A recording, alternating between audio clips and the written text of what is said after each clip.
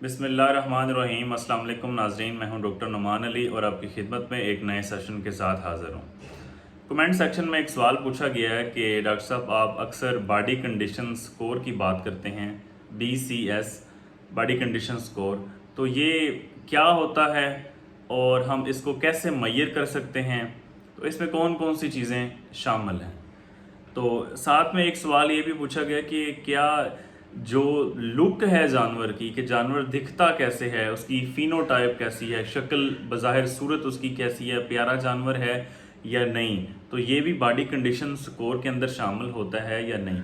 तो जो जानवर की लुक है, जो शक्ल है, वो प्यारा है, वो नकोड़ा है, वो नहीं प्यारा, उसके कान लंबे हैं या कान छोटे हैं, ठीक है, उसकी जो टेल दुम है वो लंबी है या वो छोटी है, तो ये वाली जो चीज़ें हैं ये बॉडी कंडीशन स्कोर के अंदर शामिल नहीं होती।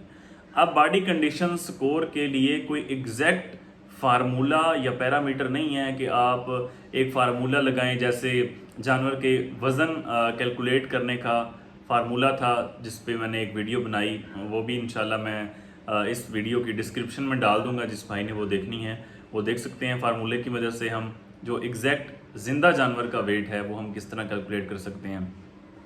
तो बॉडी कंडीशन स्कोर के लिए कोई एग्जैक्ट इस तरह का फार्मूला नहीं है कि आप लेंथ या विड्थ वगैरह कैलकुलेट करके आप बॉडी कंडीशन स्कोर निकाल लें।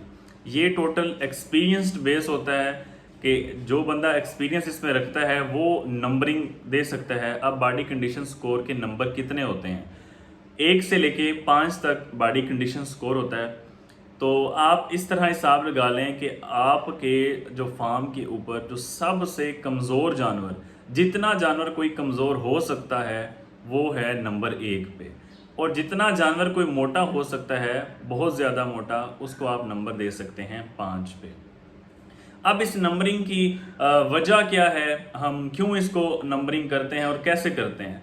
अब मैंने आपको रेंज बता दी कि बिल्कुल कमज़ोर जानवर जिसकी सारी हड्डियां नज़र आ रही हैं, उसकी जो पसलियां हैं उसकी हड्डियां सारी नज़र आ रही हैं, उसके बाद जो कूल्हे की हड्डी है वो सामने आप हाथ रख के देखते हैं, आपको विजुअली नज़र भी आती है, और हाथ भी रखते हैं तो हड्डियां महसूस होती हैं।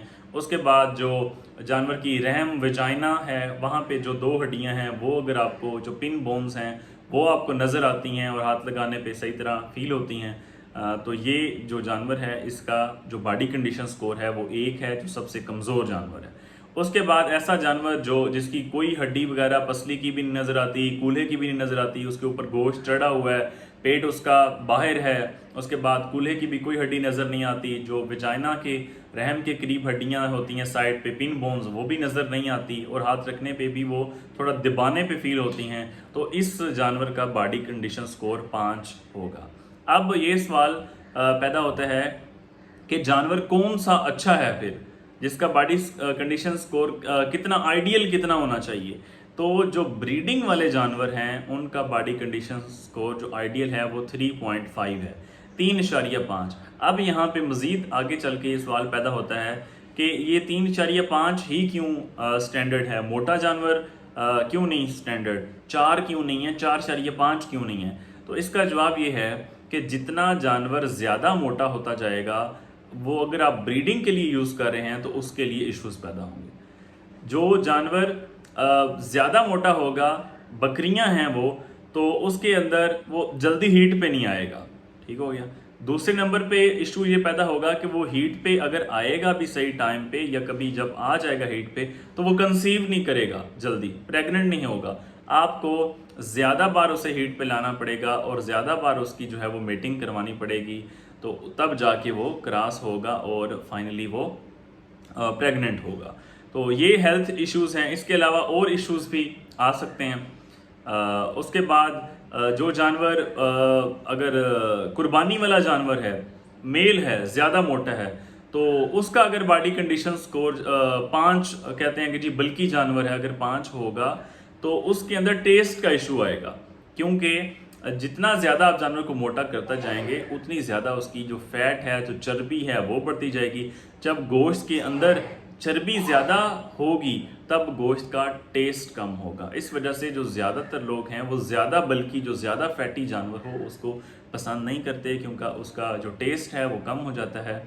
तो ये वाले इश्यूज हैं जब बॉडी कंडीशन स्कोर 5 होगा।